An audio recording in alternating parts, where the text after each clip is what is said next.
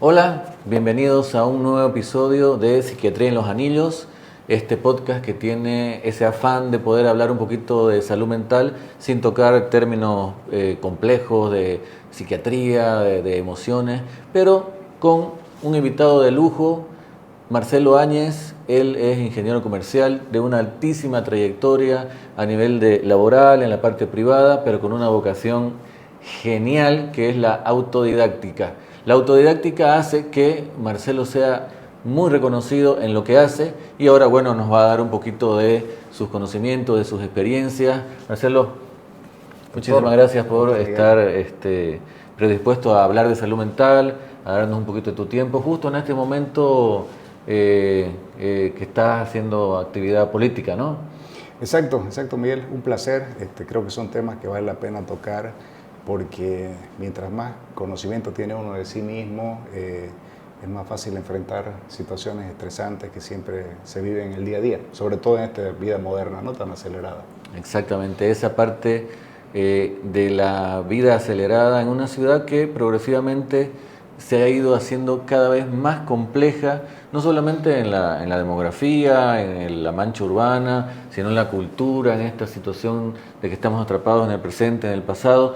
Y Marcelo es experto en eso y un poquito si nos puedes comentar acerca de estos ensayos que has estado teniendo estos últimos años. Bueno, mira, en principio el primer libro de ensayos que hice, es un libro de ensayo histórico que se llama Otra Mirada, lo hice casualmente o tomé la decisión de hacerlo durante la pandemia. Y en cierta forma fue una decisión consciente de algo que yo había leído digamos, de una especie de gurú espiritual, por decirlo así, en donde él decía que cuando uno tiene un sentimiento de frustración, hay que intentar romper con eso con un acto creativo. Entonces yo intenté salir de la angustia que generaba la incertidumbre de la pandemia, haciendo algo que durante mucho tiempo había pensado hacer, que era un libro. Y siempre he sido un lector de historia. Y empecé a darme cuenta que cuando yo leía libros de historia de afuera, concretamente de una guerra que hubo en Paraguay, Sí. se mencionaba mucho a Santa Cruz y eso me llamó mucho la atención. Entonces, profundizando más, vi que había una relación muy estrecha entre ese suceso que fue la guerra de la Triple Alianza, que fue en el siglo XIX, y Santa Cruz de la Sierra. Entonces, y de hecho con cruceños notables que se fueron hasta allá, digamos. Y después ya fui ganando otras cosas y la curiosidad me llevó a otro. Entonces finalmente ese libro fueron 4 episodios históricos contados de la manera que yo creía que debían ser contados y que afortunadamente tuvo cierto éxito, causó impacto, se agotó la primera edición y hoy acabo de sacar un libro de ensayo pequeñito que te lo lees de una sentada, pero que me tomó varios años de reflexión y creo que está muy bueno, la verdad que está muy bueno y básicamente es por qué Santa Cruz, pese a ser la región más poblada de Bolivia y la que tiene mayor poder económico, es una periferia política. No tiene sentido. Somos grandes, somos poderosos y no decidimos sobre nosotros mismos, nos gobiernan desde otro lado. Y eso yo creo, Miguel, de que tiene que ver mucho con que Santa Cruz hasta hace poco fue rural y pequeño y el proceso de transformarse en una metrópoli ha sido muy acelerado. Entonces la mentalidad de nosotros, digamos, la visión que tenemos de nosotros mismos colectivamente, no condice, no está relacionada con lo que somos realmente. Y el discurso está anclado en el pasado, la mentalidad está anclada en el pasado. Y no estamos abriendo la ventana y viendo muchas cosas que están pasando en la realidad. Sí. Por ejemplo, ¿qué? Yo uso una metáfora, puede ser, que es muy bonita, que la saqué de algo, de una filosofía hinduista, me parece, en donde dicen de que, y eso se puede relacionar con Santa Cruz, de que cuando vos tenés un elefante que es pequeñito, lo pones en una estaca y el elefante en esa estaca sabe que no puede salirse y con el tiempo el elefante crece, pero no es consciente de su tamaño. Él cree que la estaca tiene la capacidad de seguirlo claro. y él es muy fuerte, de un tirón lo podía sacar. Nosotros somos ese elefante, no somos conscientes de nuestro potencial y de nuestra fuerza porque vivimos anclados en ideas del pasado. Por ejemplo, ¿qué? El desprecio por las ideas, porque Santa Cruz hasta hace poco era una sociedad rural, es recientemente urbana, Y eso ha hecho de que, nosotros creamos, digamos, equivocadamente, que seguimos siendo pequeños, pero sobre todo de que hay una orientación a la acción producto de esta sociedad rural, donde las competencias que vos necesitabas era ser una persona de carácter fuerte, de temple, valiente, como eran nuestros abuelos, digamos, ¿no es cierto? Bien. Y en una situación de vida de esa manera, tan dura, donde la preservación es lo primero, hay competencias útiles y otras que estorban. Entonces, el tener sensibilidad artística o intelectual era un estorbo. Sí, era un total. estorbo. Entonces, eso nosotros inconscientemente despreciamos todavía las ideas, por ejemplo. Siempre te parece rarito el que lee libros, inadaptado, ¿no es cierto? Bien, esa es una de las razones por la cual nosotros somos periferia política. Y la otra razón es el desprecio por la política. Lo voy a decir de una manera brutal. Para el cruceño, la política es para los coñas. Sí. Y lo de nosotros es hacer plata y emprender y ser un empresario exitoso, o intentarlo, ¿no? Por eso es que creemos inconscientemente de que nos representan en los gremios empresariales privados, y eso no es cierto. Un empresario representa a su empresa, a sus intereses, y eso no está mal, está bien, es así la empresa. Yo he sido empresario también y es exactamente así. Y finalmente, y lo más importante, es que Santa Cruz tiene una relación no resuelta, un nudo con respecto a Bolivia. Rechazamos Bolivia realmente y no nos damos cuenta de que Bolivia ya está aquí en Santa Cruz. Ya está dentro. Entonces, tal vez me extendí mucho, pero está bien. Pero digamos, esa es la manera en que yo veo eso.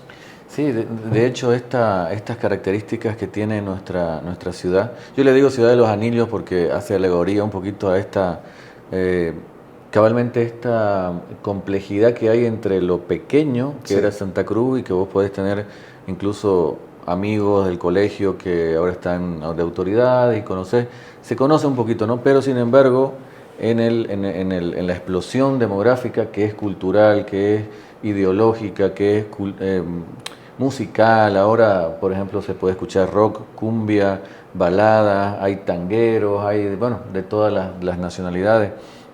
Y eso es cabalmente lo que, si no tenemos un ojo crítico de la realidad, vamos a perder un montón de gente que puede colaborar, digamos, con el desarrollo de la ciudad. Y esto que vos decís es sumamente interesante, esta visión de quedarse pequeño, ¿no? Con que yo ya, con ser de esta ciudad, voy a lograrlo y no pertenezco a este país porque no me represento, porque durante mucho tiempo estuvo aislado, ¿no? Exacto. Hace ciertas condiciones que impactan en la salud mental. Sí. Es decir, no es lo mismo fenómenos depresivos en Santa Cruz que en Potosí, que en Oruro, que en la misma La Paz, ¿no? Que en Pando. Este fenómeno antropológico se da en otros países, para la gente que nos ve en otros países, la verdad es que cada lugar tiene su propio impacto, digamos, ¿no? Sí. Pero esto que se ha ido creando, estos anillos, estas radiales, creo yo que ha influenciado mucho, ha despertado enormemente con las redes sociales, ¿no? Las redes sociales han borrado esa diferencia que para la gente grande, capaz mayores de 40, no se nota, pero los chicos de 20 años ya son internacionales, ¿no? Es otro mundo, ya es una sociedad global, ¿no? Pero vos sabés que antes de entrar a esto del siglo XXI, una de las razones que a mí me llevó también a investigar, porque me daba curiosidad. Por ahí la raíz de todo es la curiosidad, en mi caso. Sí, totalmente. Y yo me ponía a pensar, y lo he preguntado, lo he conversado, porque la idea que uno tiene del estereotipo del cruceño es el tipo alegre, que le gusta tomar, bailar, que vive para cierta satisfacción de necesidades básicas, digámoslo así, sin decirlo peyorativamente. No. ¿Ya? Y sin embargo, yo creo que hay una complejidad en el ser humano y hay una necesidad de trascendencia u otro tipo, digamos, de exploraciones, de sensibilidad espiritual, que a veces el ritmo de vida típico que se conoce en Santa Cruz no lo considera, lo ignora. Y creo que eso tiene serias implicaciones en el largo plazo, en la personalidad, en la psique de la persona. Entonces a mí me da curiosidad cómo es que personas en Santa Cruz que habían nacido con una vocación intelectual, cómo transitaban en esta sociedad. Entonces, y he hablado con varios de ellos, que yo siempre les he preguntado eso. Incluso hace poco hablé con una persona muy reconocida que tiene más de 80 años y me contaba de su papá, que había vivido mucho tiempo en Estados Unidos y que de pronto volvió a Santa Cruz. Y yo le pregunté, ¿y cómo hacía su papá para, después de haber visto tanto mundo, vivir en una Santa Cruz de los 1940, de 1950? Acordate ahí, Miguel, de que en esa época no había ni siquiera una loseta en Santa Cruz. La primera loseta se puso en el 66. Y él me dijo, nunca se adaptó. Así, nunca se adaptó. Y la gente que yo he conocido con verdadera vocación intelectual, que tenemos en Santa Cruz, grandes pensadores, aunque la gente que nos ve no nos crea, sí tenemos. No, sí hay. Son personas que no son parte, digamos, del establishment, de lo mainstream. En Santa Cruz son más bien personas más retraídas y solitarias. Generalmente la actividad de un escritor, un pensador es solitaria, digamos, ¿no? Pero creo que acá es un poco más todavía. Y hablando de la salud mental, no hace falta ser un filósofo, digamos, pero hay gente que no se siente representada por ese estilo de vida de la farra perpetua, digamos, y a veces por encajar se fuerza a ser parte del rebaño. Y eso sí que es una bomba de tiempo psíquica. Sí. Seguramente lo has visto mucho en tus pacientes. Afortunadamente no es mi caso, porque yo desde joven me asumí como soy y evito las situaciones que no van acorde a mi naturaleza, ¿no? Pero sí he visto muchos casos de gente que hace muchas cosas por adaptarse, ¿no? Sí, y creo que eso es bastante nocivo para la psique, porque mira vos, interesante, te voy a hacer una pregunta, ¿no? Aunque el entrevistado soy yo, pero es una conversación. Es una conversación. Es una conversación. Entonces yo le pregunto a veces a los amigos, yo tengo 52 años, y a los amigos que yo tengo les digo, si vos pudieras elegir para tus hijos, para vos elegirías vivir en esta Santa Cruz del siglo XXI hoy, o preferirías vivir en el siglo XX, 1980, que era donde más o menos fuimos niños, digamos, ¿no? ¿Vos qué elegirías, por ejemplo? Hay un sesgo ahí, pero yo elegiría ahora, vivir ahora, sí. La mayoría me responde del pasado, y yo creo que eso corresponde a una idealización del pasado, como todo el pasado hubiera sido una maravilla. Es lo que ya conoces, tal vez, ¿no? Es lo que ya conoces, pero yo me acuerdo de ese Santa Cruz de los 80, y para mí me resultaba opresivo, por ejemplo. Sí, porque había una sola forma de ser, un solo molde, ibas a la plaza, que transitar el camino, de tener que tener comparsa, corteja, esto, papá. Y eso era muy asfixiante para un joven, no sé si para todos, pero yo lo sentía así. Y a mí me parece que esta es una mejor época por una razón bien sencilla. Hoy es más compleja, tenés más alternativas, y de una cosa desde un punto de vista de un valor que es liberal, que puede ser vos mismo, digamos. Totalmente, exactamente eso. Eso de esa figura de la Santa Cruz, de los 80, ¿no? De los 80, 90, donde había cierta capacidad de poder dominar la ciudad. Vos te ibas a la plaza y te encontrabas a los amigos, más allá, que se dio la zona de Equipetrol, y listo, ahí se acababa la situación.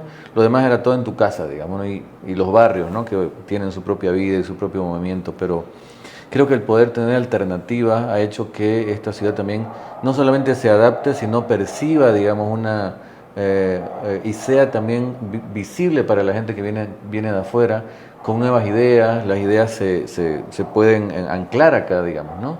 ¿Qué pasa en las capitales? En La Paz seguramente esto viene progresiva y lentamente.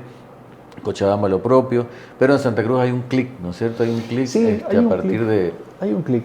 Mira, una cosa interesante que ahorita me salta a la mente por lo que vos mencionás. Yo te he contado que me tocó hacer una parte de mi carrera profesional afuera. Sí.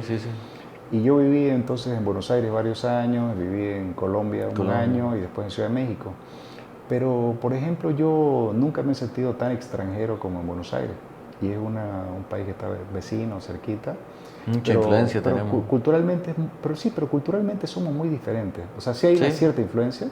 O sea, la raíz es argentina, la cultura tiene mucho que ver con lo italiano, en muchos sentidos, ¿no? A mí me costó entenderlo. Cuando lo entendí ya me adapté un poco. Y aparte ciertas situaciones personales que yo estaba viviendo también. Y fue muy distinto en Colombia. Me sentí como en Santa Cruz de entrada, porque la gente es muy acogedora, muy alegre, todo, ¿no? Cuando yo estuve en Argentina, me pusieron un asesor cultural para que me ayude en la adaptación. Mira. Sí. Y me ayudó, te diré, porque él me contaba, me decía, mira, te vas a dar cuenta cómo el argentino, como el italiano, puede ser muy frío al comienzo, ¿no? O sea, te mira, puede ser distante, Pero una vez vos rompes esa barrera, ya pasás a formar parte de amigos, de una cosa de amistad muy fuerte, que dan la vida por vos. Ahí viene el beso. Como muy pasional, ¿no? Sí, sí, no, yo me saludo de beso, con todito allá, ¿no? Bueno, al final. Pero lo que te quería contar es que yo, bueno, una persona de mi familia se suicidó en Buenos Aires. Y yo investigando después, llegué a un hecho, a una realidad que yo desconocía. Y es que la esquizofrenia Sí. es más propensa cuando vos sos un migrante, por el tema del estrés que te mete la inadaptación. Entonces, eso fue lo que le pasó a esta familiar. Entonces, te lo quería comentar porque creo que en Santa Cruz no sucede tanto eso, es mucho más fácil que se te acoja, que te hagan sentir bien. Pero también eso tiene su contracara porque, en cierta forma, es una acogida hospitalaria, sí, pero puede llegar a ser superficial también. Sí, total. Hay mucha gente que sufre de depresión en medio de una chupa, en farras, en todo eso, ¿no Sí, es cierto? de hecho ahí está el camuflaje, ¿no? El camuflaje. Y yo creo, digamos, que hay veces que tengo una frase un poco dura, pero te la comparto, de que hay veces que no hay que llamarle amistad a los vicios compartidos. La amistad es mucho más profunda que eso, digamos, ¿no? Entonces, y es más escasa también.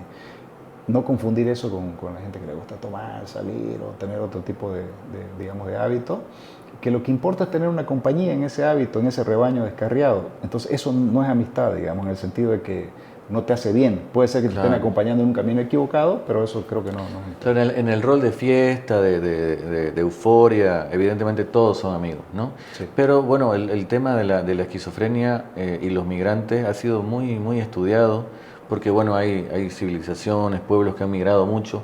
Lo que hace la migración es incrementar los factores de estrés. Sí, ¿Sí? exacto. Por si alguien piensa que por ahí migró y le va a venir una esquizofrenia. No, la esquizofrenia tiene una base genética fuerte y la migración interna y obviamente a otros países sí puede generar un nivel de estrés, un choque cultural, se llama trastorno adaptativo y ahí es donde puede aflorar la predisposición que tenía, digamos, ¿no? Familiar o, bueno, genética, ¿no? Es interesante lo que estamos hablando y ahora en este tema de este crecimiento desproporcionado que yo la verdad es que veo que es un tema desproporcionado porque hay esos choques, digamos, ¿no? de muy progresista en términos de ideología, de aceptación de lo religioso, de lo sexual, etcétera, etcétera, pero también esta todavía cultura recatada que sigue siendo tabú, por ejemplo, el venir a hablar de salud mental, peor ir al psiquiatra, el tema de los matrimonios, que hay gente que sufre tanto en matrimonios durísimos y no se divorcia porque no está bien visto. Cuando, por otro lado, también hay gente en nuestra ciudad, en nuestro medio, que se ha divorciado 3 veces, que tampoco no está nada bueno, digamos, hacer eso. Pero siempre lo ideal es estar bien, digamos, ¿no? En una relación. ¿Vos creés que esta precocidad de urbe, digamos, que se ha creado en Santa Cruz, influye o ha generado este nuevo movimiento político? Porque ahora hay mucho movimiento político que está surgiendo desde Santa Cruz, o es más el tema económico. Definitivamente yo creo que las generaciones actuales son mucho más politizadas y más conscientes de la importancia que tiene la política de lo que fue mi generación. Yo creo que en mi generación no existía eso, pero en gran parte ha sido por los 20 años del MAS que ha oprimido, asediado y golpeado tanto a Santa Cruz, ¿no? Entonces eso ha sido un shock y cuando vos estás, digamos, embestido por un tren, perdón, necesitas un poco... Sí, adelante, sí. Necesitas una explicación de eso. Y creo que la política te ayuda a entender lo que ha sucedido en los últimos 20 años.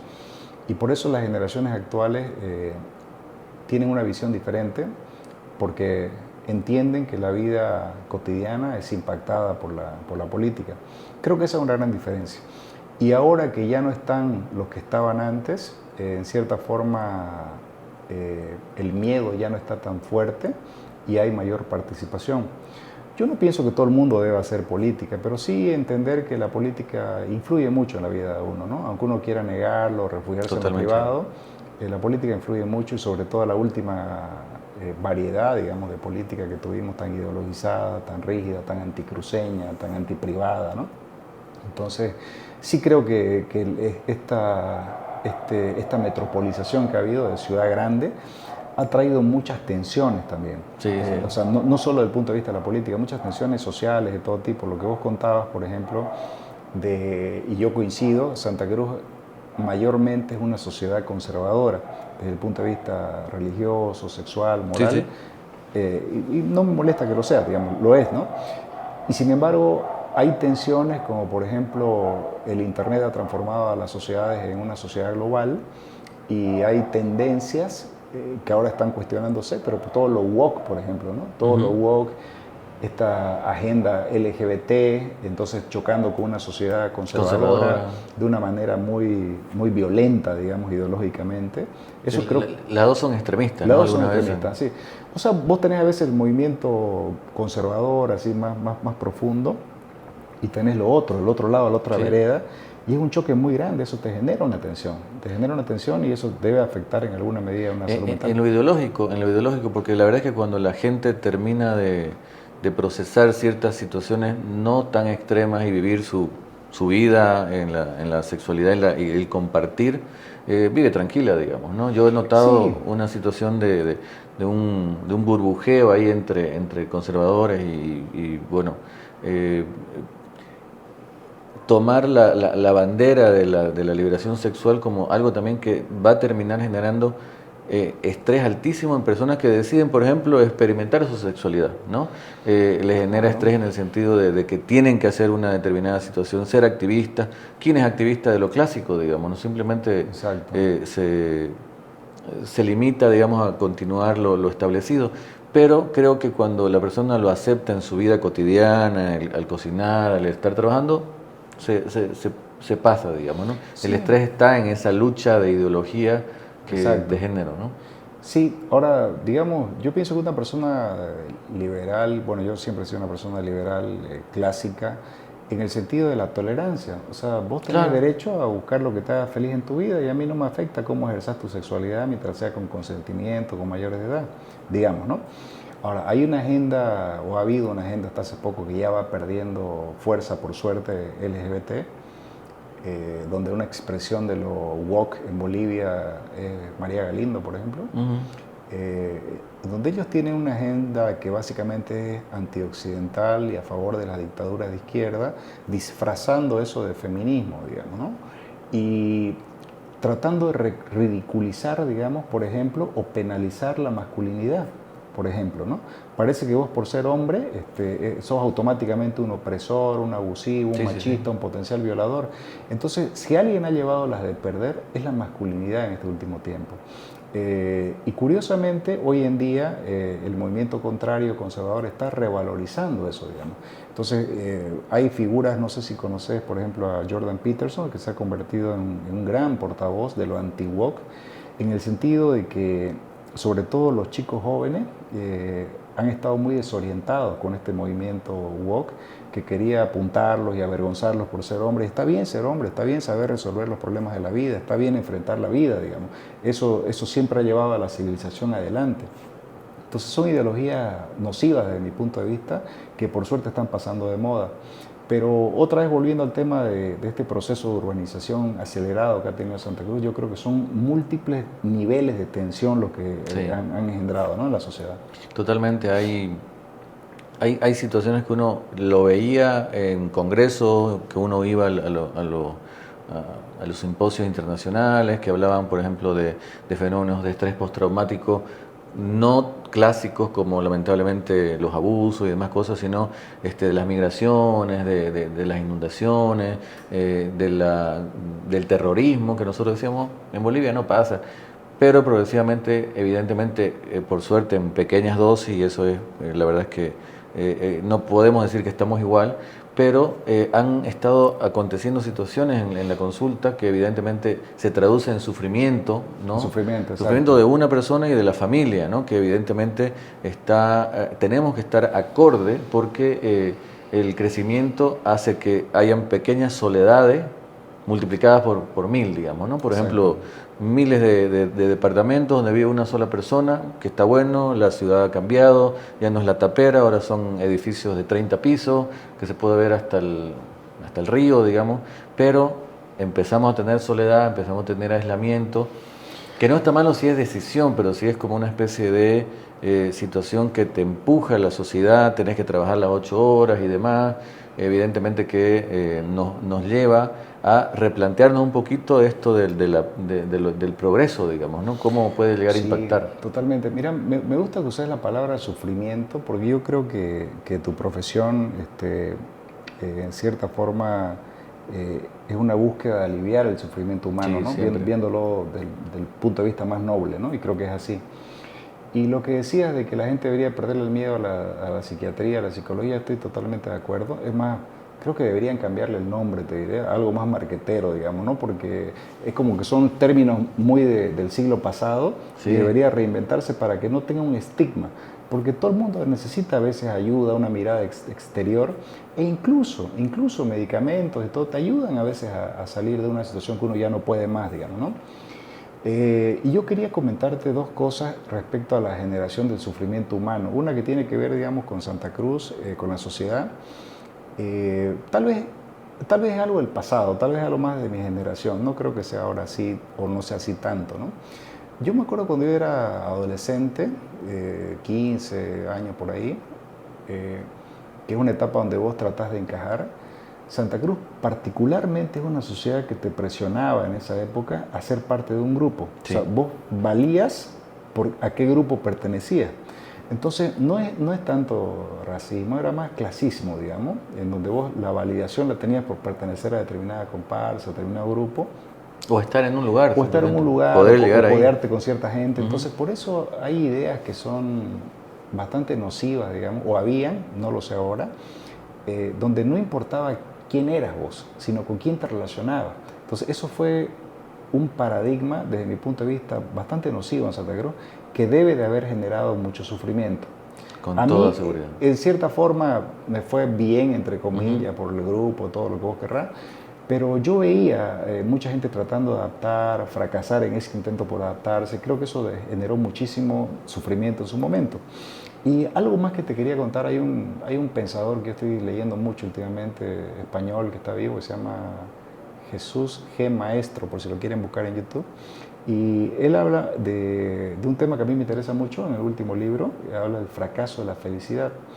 Y tiene una postura bien importante, digamos, de que ahora la generación llamada millennials, sí, básicamente ha fracasado en la vida porque les han contado ideas falsas, como que uno nace para ser feliz.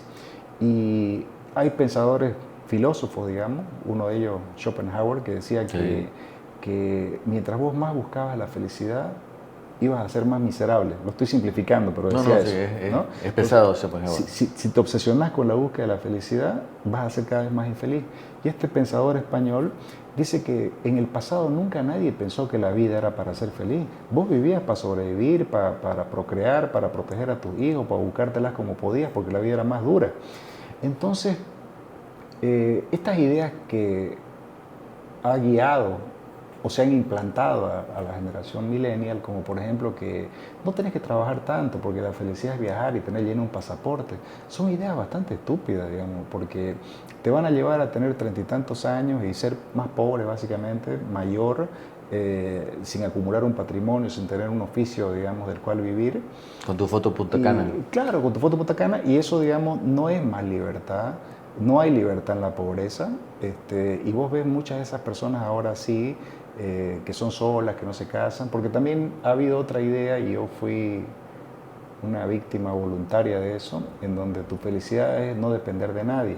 Pues que yo me casé a los 40, perdón, que sea autorreferencial. No, total. Pero yo me di cuenta, Miguel, de que yo estiré todo lo que pude de mi solterío, porque a mí me guiaba la idea de que yo iba a ser más feliz mientras no tenga ninguna atadura. Y mientras mejor me vaya a mi trabajo y tenga yo todo lo material, y que el otro era un accesorio, digamos, ¿no? Más o menos así. Pero me acerqué a una especie de crisis vital en cierto momento porque, y esto fue un detonante que yo me di cuenta cuando leí un párrafo de un libro, yo tenía esta tensión interna y no sabía por qué, y digamos, tenía a veces novias ocasionales, pero no me llenaba esa situación ya a esa edad. Y creo que fue un libro de Tolstoy, algo así, pero una cosa bien breve, como que decía que digamos que era trágico buscar la libertad en evitar los vínculos humanos, porque eso es lo que te humaniza. Con todos sus problemas y todo, pero eso fue como que me prenda la luz y yo dije, es esto lo que me está pasando, yo estoy eludiendo una necesidad humana de vinculación. Y un poco más tarde de eso, digamos, yo conocí a mi esposa, la que hoy es mi esposa, y un poco también como dicen que cuando uno está listo el maestro aparece, ¿no? Entonces también cuando uno está preparado, la persona que es para vos aparece. Entonces fue un poco así. Te quería contar esas cosas que yo conozco o he vivido o las he observado, que son generadoras de sufrimiento humano. Sí, totalmente, estoy de acuerdo. Y hay un cambio en relación a esto de pertenecer, ¿no? Si bien en los 80, 90 era pertenecer a una determinada situación, ni siquiera era económica, ¿no? Era un tema de estar, digamos, en la sociedad. Lamentablemente ahora se han hecho pequeñas micro inserciones al punto de que hay un fenómeno que se traduce como una fobia a no estar en lo actual, digamos, ¿no? ¿Hoy? Hoy. Ah, ya. Y esto una gran parte lo tienen las redes sociales porque son un escaparate de lo que la gente usualmente no hace todo el tiempo, ¿no? Pero que demuestra que es estable, qué sé yo, exitosa. Y es la misma idea, ¿no? De luchar por ser feliz. Yo, de hecho, cuando es el cumpleaños de alguien, trato en la medida de lo posible de, sí, de desearle feliz cumpleaños, pero no le deseo la felicidad, porque a lo largo de esta hermosa carrera que he hecho, admiro más y respeto más la estabilidad. Porque la felicidad es una emoción corta, literalmente desde el punto de vista filosófico, del estoicismo y qué sé yo, tiene que ser corta porque si no es como lo que está pasando en este momento. Las redes sociales te dan desde el punto de vista de la gratificación altamente inmediata y corta. Entonces, ¿qué es lo que pasa? Terminas de ver, voy a utilizar mi aparato. Si vos me ves haciendo esto, vos sabés que yo estoy viendo mi celular. Pero si nos ve alguien del 70, le va a parecer algo terriblemente pérdida de tiempo estar así, viendo algo, digamos, ¿no? Que claro, en ese momento sería obviamente un milagro tecnológico o algo extraterrestre, pero si te fijas en la calle, de 10 personas hay 8 personas con su celular. Ahí, listo, ya sea para, claro, usarlo en una llamada, qué sé yo, pero también para revisar las redes sociales. Entonces esta necesidad surge de este cada vez más corto espacio de felicidad y de anestesia que te brindan las redes sociales, que inicialmente no fueron creadas para eso. Obviamente ahí entró el marketing y ahí no hay cómo lidiar, las ventas, qué sé yo. Y evidentemente nos han ayudado bastante, ¿no? Pero cómo te dan esa ilusión de control, esa ilusión de felicidad. Y lamentablemente ahora para los adolescentes este temor a quedarse afuera de lo nuevo. ¿Sí? ¿Quién ganó los Grammys? ¿Quién ganó los Oscars? Y obviamente 1.000.000 de abanicos que gracias a las redes sociales ya no estamos preocupados por la comparsa, por estar o no en una comparsa o haber salido en sociales, ¿te acordás del periódico? De acuerdo. Sino en todo, digamos, en tu subgrupo, en Discord, en YouTube, en TikTok. No son evidentemente las redes sociales el problema, ¿no? Es esta ansia del ser humano que siempre está buscando gratificación. Evidentemente, está muy bien, gracias a eso nuestro cerebro creció porque comemos proteínas, qué sé yo, hemos migrado, hemos hecho edificios, ahorita estamos en un segundo o tercer piso en la ciudad de Los Anillos, pero el uso y cuando tenés poblaciones vulnerables va a generar una situación de mayor incremento de fenómenos de ansiedad, de fenómenos depresivos, porque al darle tanto al tema de la gratificación, no estoy hablando de adicción, estoy hablando de celular y darle vueltas, scrollear, va a llegar a un punto en que no va a haber dopamina que aguante y puede sobrevenir estados depresivos. Entonces creo que el análisis de esta hermosa ciudad, ¿no? Con sus características, queda corto este tiempo y bueno, un poquito acercándonos al final, ¿qué me podrías contar de tu experiencia, ya lo has hecho, la verdad que bastante bien. ¿Qué has aprendido de la salud mental en estos años?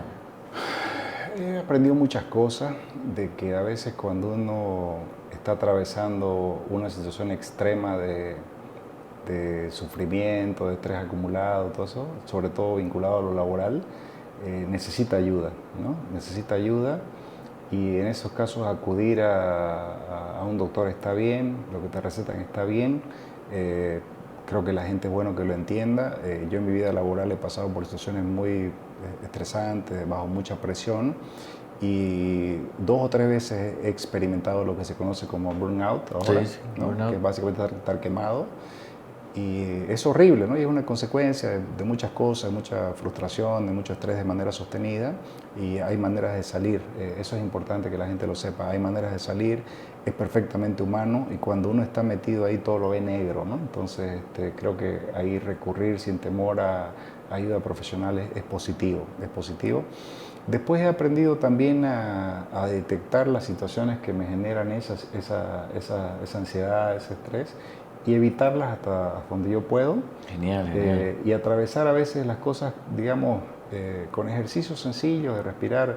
Por darte un tema, ¿no? Yo hago cosas que me gusta caminar muy temprano o andar en bicicleta muy temprano. Y eso realmente es un momento de sanidad para mí, ¿no? Siento como que me limpio mentalmente de varias cosas. Y debo sí contarte que en este proceso en el que estoy ahora, que es una etapa nueva en mi vida, desconocida, sí estoy, digamos, acelerado y Sí, todo. sí. Estoy tratando de hacer ejercicios de respiración, de entender que esto es pasajero, pero tratando de concretar, me parece que es bueno que la gente sepa que hay salida, que no es malo buscar ayuda profesional. El doctor Miguel es un excelente profesional.